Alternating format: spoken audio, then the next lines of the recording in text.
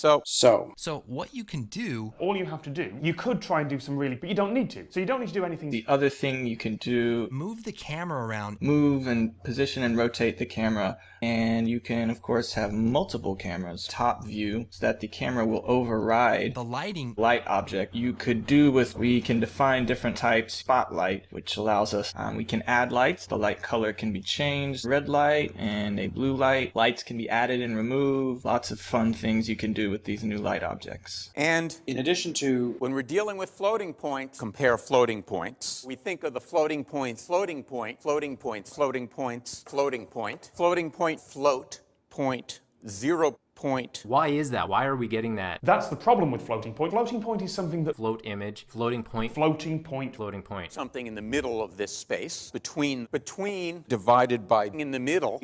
It's near. That's what floating point is. Is the material. Create a material, apply a material. The material object to set different types of materials. For instance, here we're creating a built-in material, and then you can modify those. So we're going to put in this material, the object that the material is bound to. Materials. our material, different materials to the material, translucent types of materials. Create some text, change the text, look at that text, raise that text up, accept the text, that text, nice flat text, nice text. Shatter the text, break it up into pieces. Fractured text, new text being text position. The other thing you can do, you can create your own. So and it will actually create our object, a single small object. There's other objects, various objects, some really impressive objects, and all of these objects, we can select our object, with other objects as well, and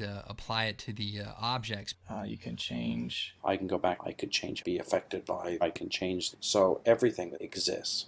But these changes with all the parameters, and then you can actually even change. I can even completely change, make a few changes. I can't help myself. I can change, really look nice. And there's also tons of great options for the randomness, and it's all right here, ready to be edited. Just completely transforms and change the output mode right after I make the change. That has a nice representation. We can represent it conveniently, converts the internal representation. It can represent nicely, and we have a nice representation. What is it? It's a problem. Fracture the surface into a bunch of different pieces. Number of pieces, how many pieces you have. That breaks them up into fractured. Takes the broken pieces that we have. These pieces sort of doing what they're doing there. We have those pieces fall. You can actually increase the number of pieces or decrease the number of pieces. This and this one is 1, 1.